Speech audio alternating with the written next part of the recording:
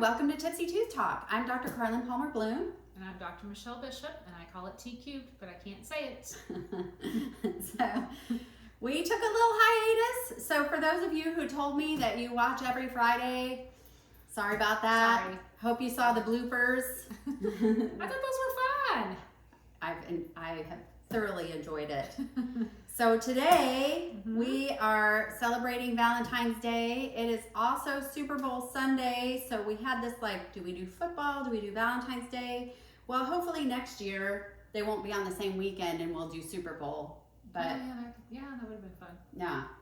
But we're gonna maybe we could do team themes or something. Oh yes. Next year. Next year. Time. So instead, we are giving you a day to prepare your Valentine cocktail for tomorrow. Yeah, there you go. And so we looked up things that were pink. And I found this great recipe, or it looked great, for this one called the Pink Squirrel, which the name just spoke to me. But I couldn't find the ingredients in all the liquor stores that I tried. So look that up. Yeah. Pink Squirrel, and if you find that one liquor, send it to us. Creme de Noyaux, Noyaux. I don't know. Apparently, they don't make it very much anymore. Hard to find. So anyway, so I was like, okay, now I'm on limited time. So I need something pink and easy. Hence, the Pink and Easy. So we're going to have the Pink and Easy today, and then we're going to do part one of dental insurance. So happy Valentine's Day, y'all. Make your drink before you talk about insurance. Don't be our Valentine, be our patient. And I know, it's so cute, right? I mean, we accept Valentines. Yes, we like Valentine's too. Uh-huh. Yeah. So a little love in the pink drink, and then we're going to try and show how insurance can show you a little love getting some benefits, hopefully. Yay. And show us a little love too. Okay, so tell us how to make this. All right. We're going to start, since I usually do the deed when you're talking, okay. You get to do 4 scoops of ice cream. Okay. I'm not, so I don't eat ice cream a whole lot. Is that? Yeah. Well, this is supposed to be like a milkshake cocktail. Okay. Yeah. See, I'm not getting perfect little. And I think for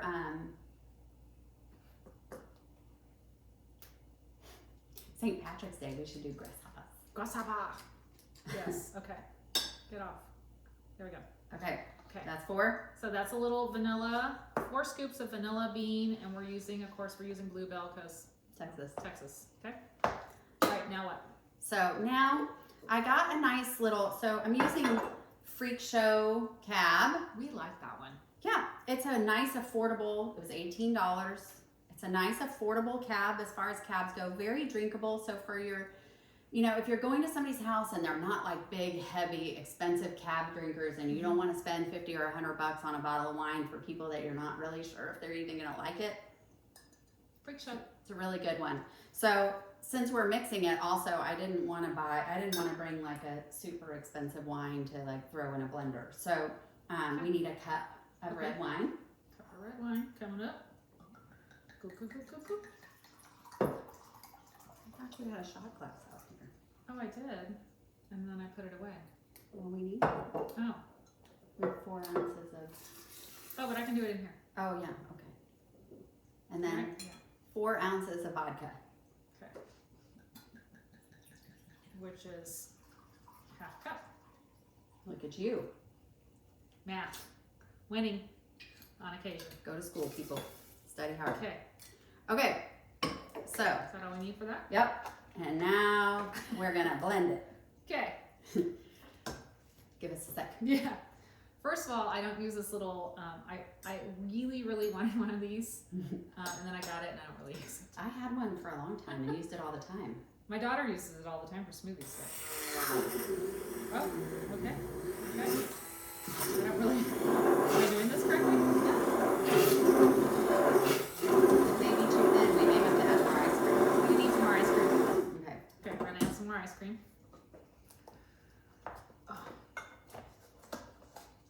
Something else I don't like about ice cream, it's not that I don't like ice cream. I hate the containers. I think they're hard to open, and I challenge somebody out there to come up with a better ice cream container. I almost splashed that everywhere. I'm gonna do 2 scoops. How's that? You think that's good? I don't know. Okay, we're about to find out. Oh, now we're spilling. Okay. Oh, I did splash.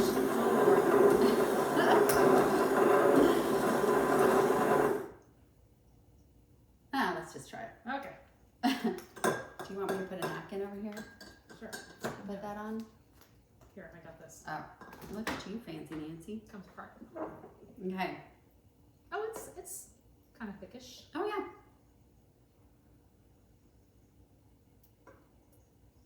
Look at that. Yeah. It's kind of more lavender, though. It is.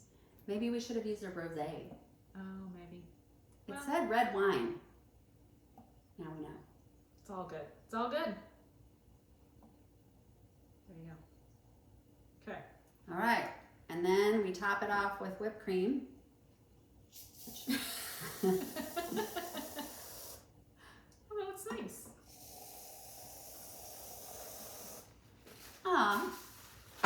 Okay, we have some little glass straws.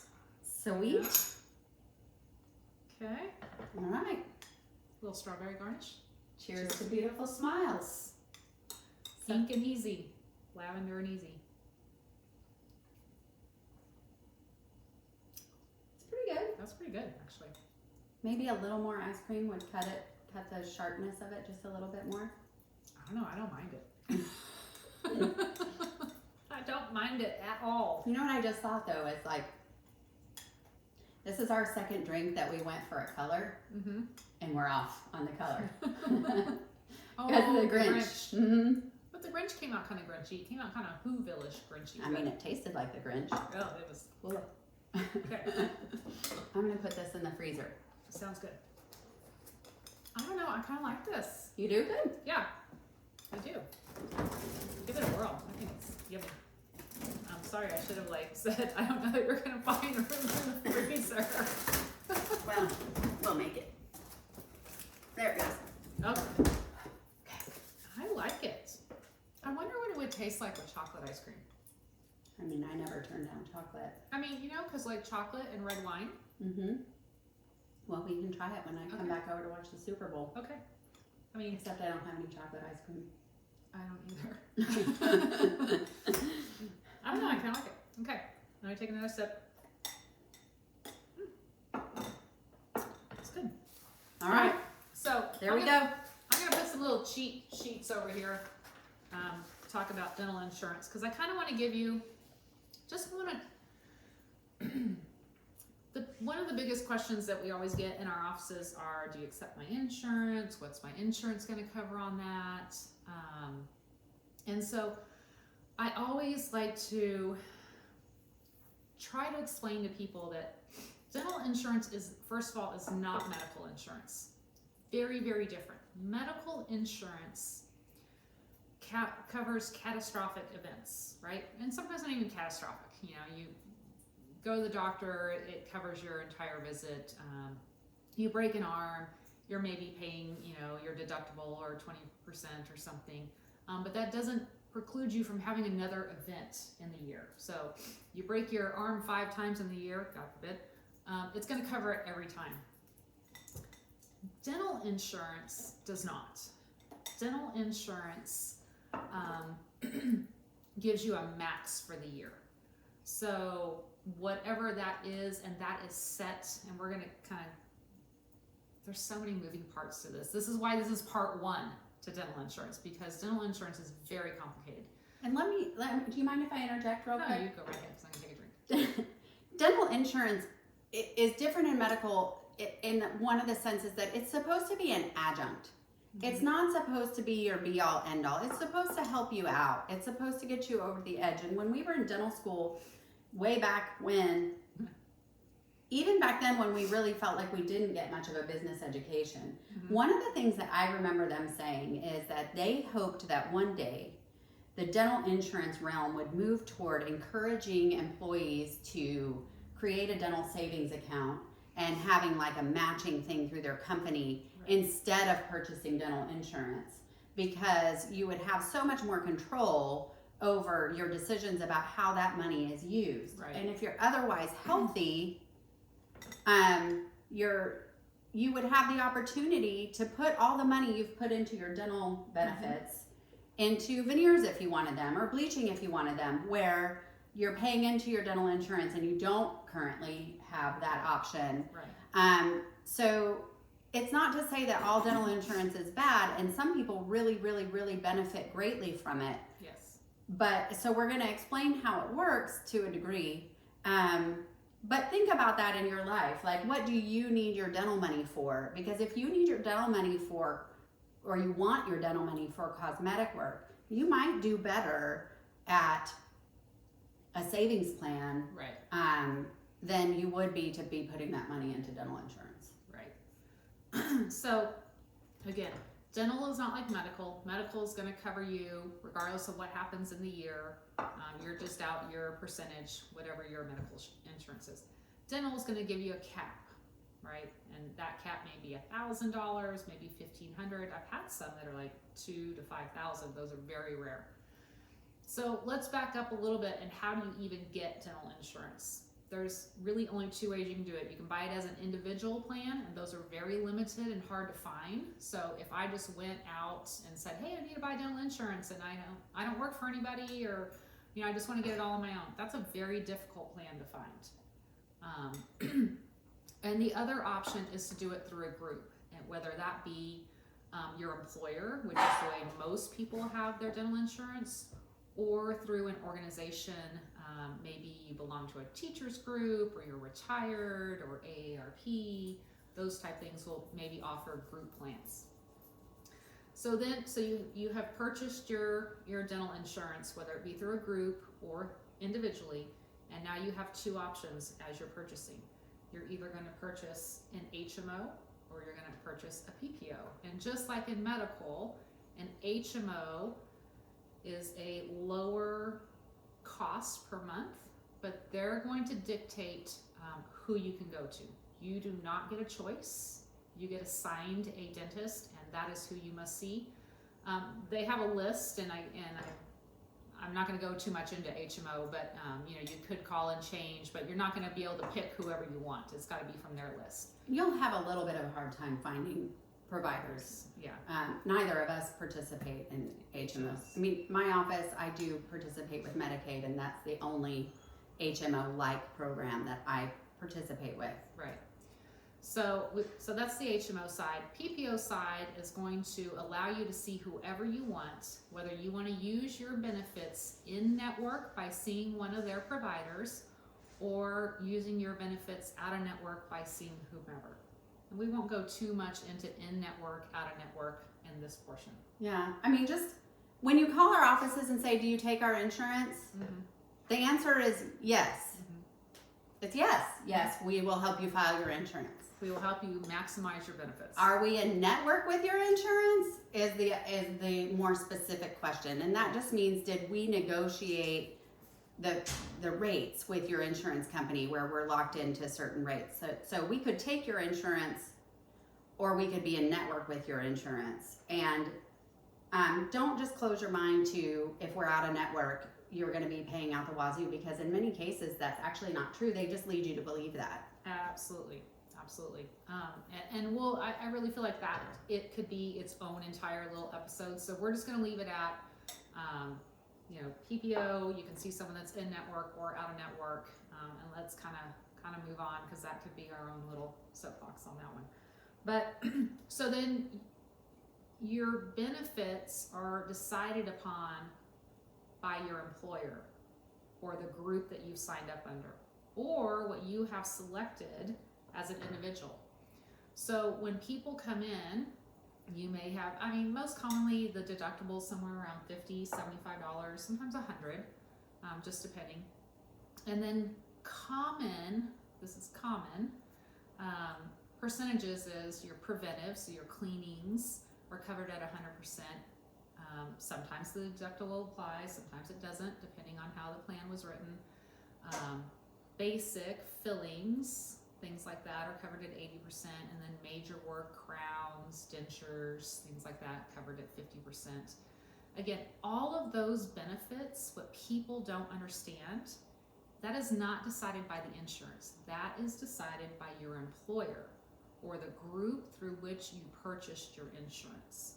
So I have a lot of patients that come in that get really upset when they say, well, I don't even want to name insurance companies, but my insurance doesn't cover blah, blah, blah, and I can't stand this insurance, and what insurance do you recommend? Okay, it's not the insurance company that decided what was going to be covered. It was your HR department when they sent out a bid to all the insurance companies and said, we only want to pay this amount, what can you provide us?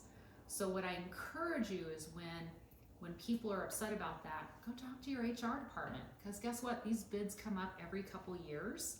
And so if they hear from enough people like, hey, you know, as an adult, I want to have braces covered. That's important to me.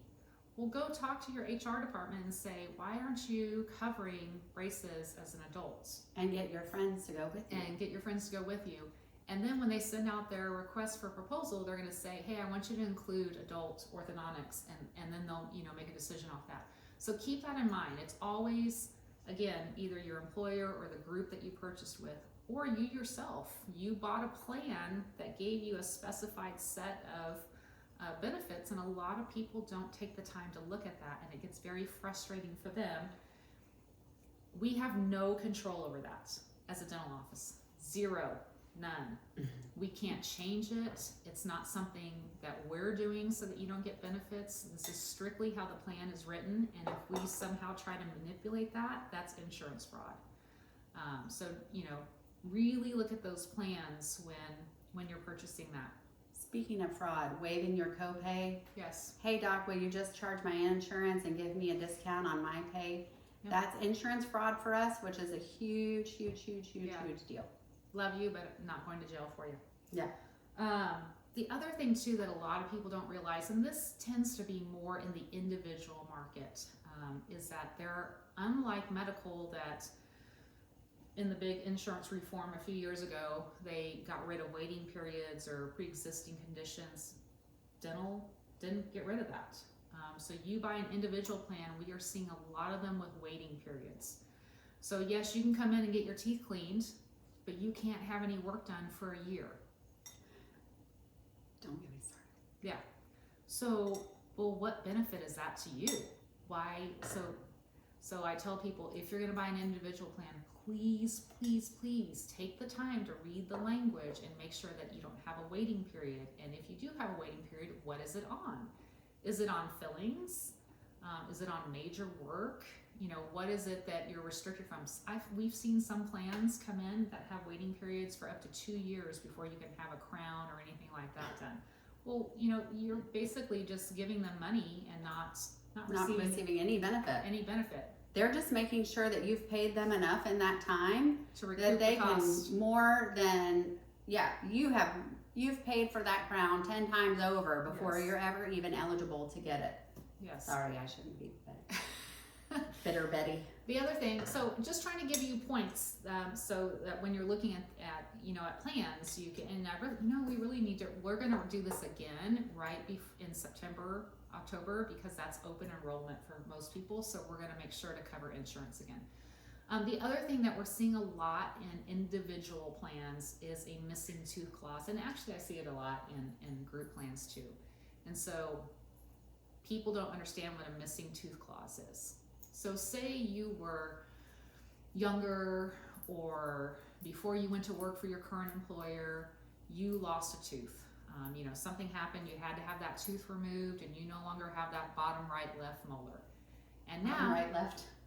Bottom The bottom right left molar. The bottom right left molar. That's the new quadrant there. That'll go in the blooper reels too. So say you no longer have that bottom, I meant to say back, whatever. You don't have a molar somewhere. This one over here. I'm glad you're listening. And now you've gotten a job, or you've gotten a new insurance policy, and you decided, hey, I want to have that tooth replaced, right? And you come in and we say, great, we can do that either through an implant or a bridge, or we're discussing options with you. And then my insurance coordinator goes and checks your insurance and realizes you have a missing tooth clause. Well, what does that mean? It means that your current insurance will not pay for you to replace a tooth that was lost before you had that insurance. So it's essentially like a pre-existing condition, right? Yay! See, all that insurance reform didn't transfer. It kind of makes pedo nice in the sense that I see everybody for all their first things. Yeah, well, and then, yeah, missing tooth clause doesn't really apply to you because you're not trying to replace missing baby teeth. Every now and then, but Every they now and usually then. just lost them to trauma, so we don't have that. So, so that's the language you want to check for when you're looking at a plan. Does it have a waiting period? If so, how long? What am I waiting on? And then 2, does it have a missing tooth clause? If you know, hey, I've got a tooth that's missing, and that's the whole reason why I want to go in to see the dentist is to have this thing, this tooth replaced. I'm just gonna figure out. I mean, come here, Hallie. A dog. Husband walked in, slammed the door. Sorry. Happy Valentine's Day, y'all. Okay, insurance. Got us all worked up. Okay. So, missing tooth clause and waiting periods. Find out about that. And then one of the other things is I hear a lot of people, and I have a little pamphlet in my office that says, why doesn't my insurance cover this? So there is a acronym in insurance called UCR, which for a dentist is like nails on a chalkboard. Yeah, do you see my face? Yeah. So UCR stands for, it just went right over my head. Usual and customary. Are you kidding me? I don't know. Reimbursement? No. I don't ever talk about insurance. Oh, Lord have mercy. It's a usual and customary fee. It's what they think that we should charge based on where we are. Now, let me say this. They don't share that with anybody though. They won't tell you what the UCR is for your area. So it's usual and customary fee, reimbursement, whatever. So I'm going to give you an example. Say for instance, a crown is $1,000, and I'm just making a random number. Ease of math, because apparently I'm discombobulated today after Valentine's Day. Say a crown is $1,000, but your insurance company has decided that the UCR in our area is $700. So that's a $300 difference, okay? So now they're only gonna cover 50% for crowns, right? Because it's major work. Of the 700. So people come in and we say the fee is $1,000 and they're like, great, my insurance covers 50%. That means I pay $500, they pay $500. No, your insurance will only pay 50% of what they consider to be UCR. And so if that's 700, then they're going to cover 350 and they're going to leave you with the remaining balance between the 350 and the $1,000. And then that 350 goes towards your 1,000. We're going to say you have $1,000 maximum, your $1,000 maximum. So now you only have what, $650 left for the year. Is that right? So let's hope you don't need a root canal. Right. So, and then you have something else done, and then it keeps ticking off your $1,000 for the year.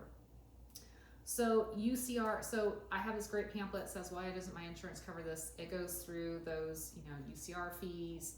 We don't have a say in that. They won't even tell us or give us a list of what they consider UCR for our area. The other thing I will say is that I've had patients come in and say, well, I went to so-and-so, down the street, and they quoted me this and said my insurance would cover this. Why isn't yours the same?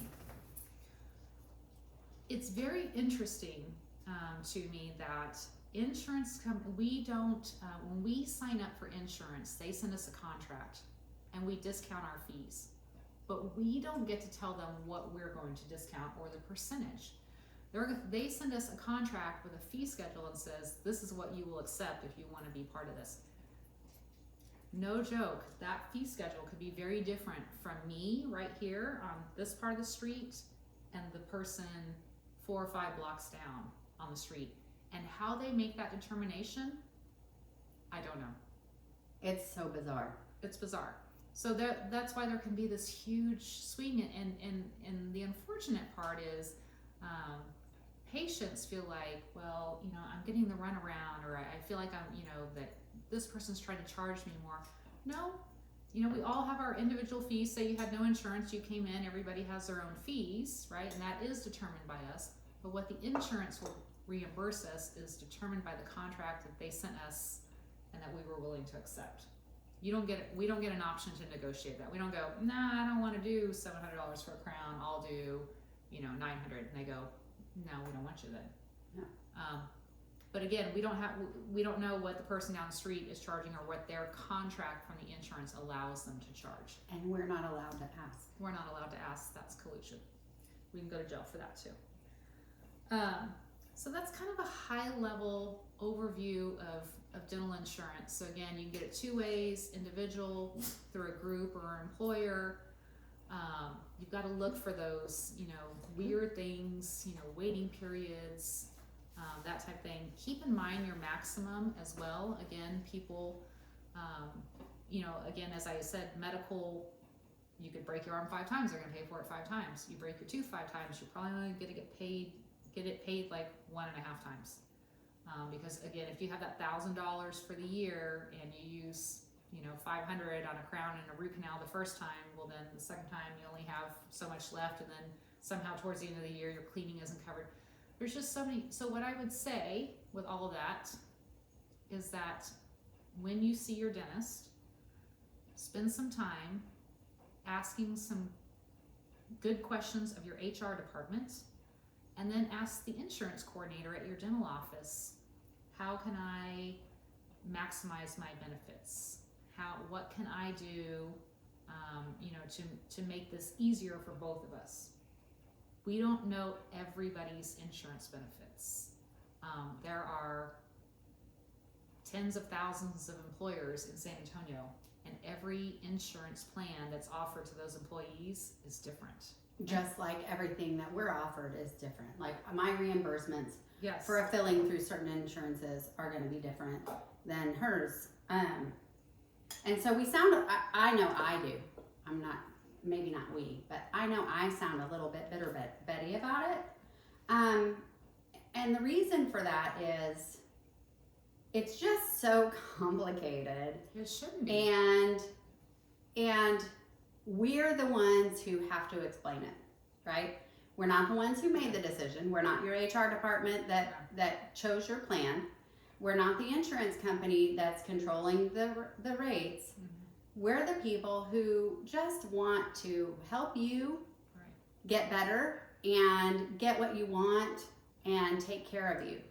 And, I just signed up for a program that I'll do like online consults with people. And the online consult thing said I would discuss fees, and I made them remove that because, Lord have mercy, I am not discussing fees, because I have absolutely no idea what your insurance is, what your program is. I know what I could look up what my full fee is, but your insurance and all that stuff changes all of that. So try to be patient with your dental office, because it really is. If you think it sounds the least bit complicated, multiply that by 10,000. Yes. And while our fees are set fees, everybody's insurance is different, and it makes it very difficult to explain.